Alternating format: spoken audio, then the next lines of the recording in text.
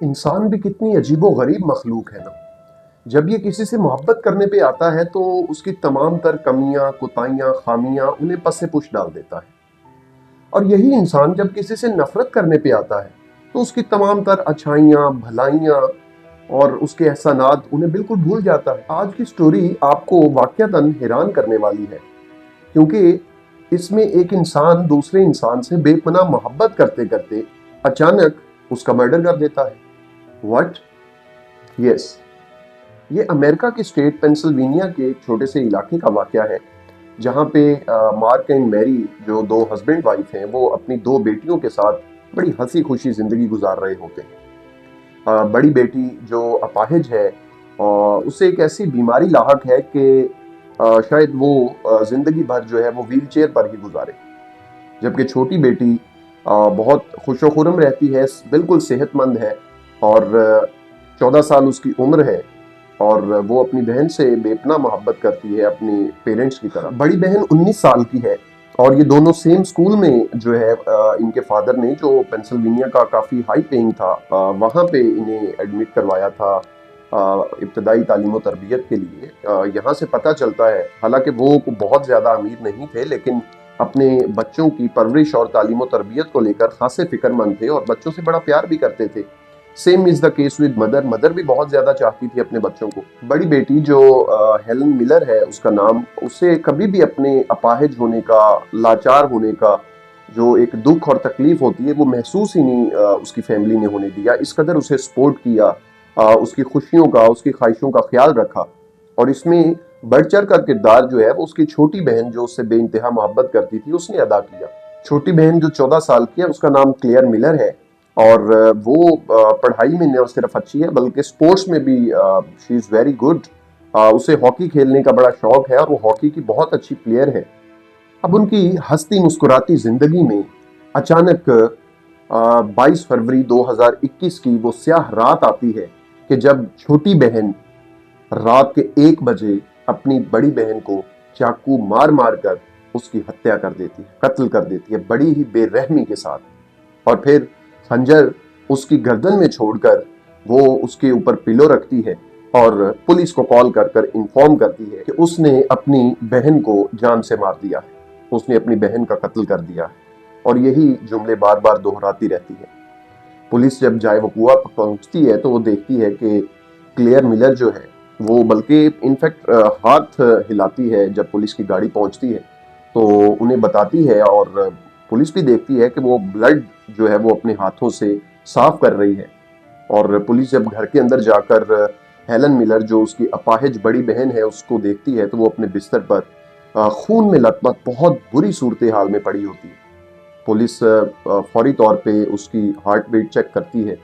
अभी तक उसकी गर्दन में जो है वो खंजर मौजूद है। जब वो देखते हैं कि उसकी नब्ज जो है वो रुक चुकी है तो वो उसे इब्तदाई तौर पे सीपीआर देते हैं, लेकिन वो जानबर नहीं हो पाती। जब पुलिस और एम्बुलेंस वगैरह की गाड़ियां वहां पे पहुंचती हैं, उनके आवाज़ों से वो जाग जाते हैं और क्या तकलीफ का सामना करना पड़ता है उन्हें जब वो अपनी एक बेटी को पुलिस की वैन में और दूसरी जो है वो एम्बुलेंस में बेटी उनकी जा रही होती। अब यहाँ एक सवाल पैदा होता है, छोटी बहन जो बेइंतहा मोहब्बत करती थी अपनी बड़ी बहन से, और बड़ी बहन जो बड़ी बेजरर थी उसके लिए, वो क्या ही बिगाड़ सकती थी अपनी बहन का? उसे तो एक बेहतरीन जिंदगी मिली हुई थी, वो सेहतमंद थी। उसके ज़हन पर ऐसी क्या चीज सवार हुई कि उसने अपनी बहन का जो है वो मर्डर कर दिया? मैं यहाँ पे दो नैरेटिव आपके सामने रखूंगा। एक नैरेटिव हसद का और दूसरा नैरेटिव फेम का। फेम का नैरेटिव इसलिए कि वो एक टिकटॉकर थी और वीडियोस वगैरह बनाया करती थी टिकटॉक पे। उसके को बहुत ज़्यादा फॉलोअर्स नहीं थे, लेकिन उससे वो क्रेज था कि मैं रातों रात स्टार बन जाऊं, क्योंकि इसी किस्म की सूरत हाल वो अक्सर टिकटॉक पे देखा भी करती थी। वो फनी वीडियोस बनाया करती थी और मिमिक्री वगैरह किया करती थी या लिपसिंग वगैरह। और कभी वो खुद से अकेली वीडियो बना रही होती तो कभी अपने बाकी फैमिली मेंबर्स के साथ, लेकिन उससे बहुत ज़्यादा फॉलोअर्स नहीं मिल रहे थे, वो फैन फॉलोइंग उसकी बढ़ नहीं रही थी और वो इस चीज़ को लेकर खासी परेशान थी। वो 14 साल लड़की जो अभी को बहुत ज़्यादा मिच्योर नहीं थी, फेम हासिल करने के चक्कर में वो एक इंतहाई कदम उठाने पर तैयार हो जाती है। वो जब मर्डर करती है तो बाकायदा उसकी वीडियो बनाती है और उसे टिकटॉक पर अपलोड कर देती है।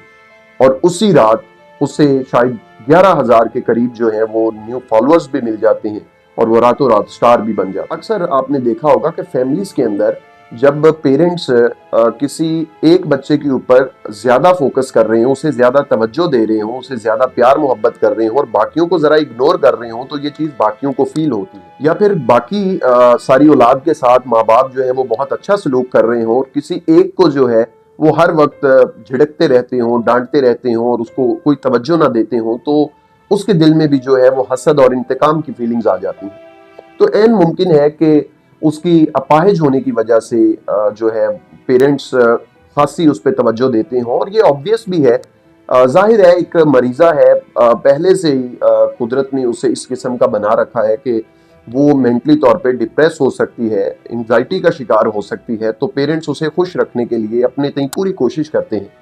तो शायद ये वजह हो उसके इस इंतहाई कदम के पीछे कि जब उसने देखा कि वो बिल्कुल ठीक ठाक है पढ़ाई में, स्पोर्ट्स में, हर चीज में, और उसके बावजूद पेरेंट्स उसकी तरफ वो तवज्जो नहीं देते जो उसकी बड़ी बहन की तरफ देते हैं। तो ये चीज अंदर ही अंदर जो है वो नफरत और गुस्से की आग जो है वो हसद, और हसद जो है वो फिर उसे इस इंतकाम के लिए और इतने बुरे इंतहाई कदम के लिए मजबूर कर दिया। लेकिन इस इंसिडेंट का सबसे डार्क पहलू पता है क्या है? अदालत जब देखती है इस केस की संजीदगी को कि इसने जानबूझकर पूरे होशो हवास में रहते हुए न सिर्फ मर्डर किया बल्कि खुद पुलिस को इन्फॉर्म किया, मौका वारदात दिखाया और खुद कॉन्फेस किया कि मैंने इसका मर्डर किया है, तो इसे किस तरह से जुवेनाइल एक्ट में या माइनर में लिया जा सकता है? तो उसे 40 साल कैद की सजा सुनाती। क्लेयर मिलर 40 साल कैद काटने के बाद जब वापस पहुंचेगी, इसके माँ बाप तो इस दुनिया से हो सकता है रुखसत हो जाए और बहन को इसने खुद मार दिया। अब मुझे बताइए कि इसका मकसद हसद था या इस कत्ल की वजह जो है वो फेम पाना था टिकटॉक के जरिए? जो भी रीजन हो, आखिर इसे एट द एंड क्या मिलेगा?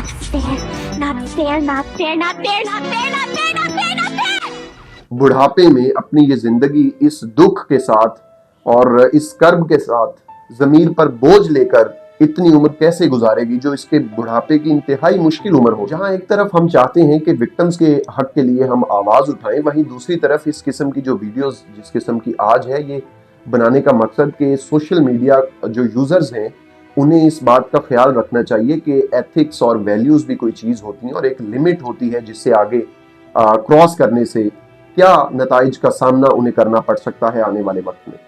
उम्मीद है आज की वीडियो भी आपको पसंद आई होगी।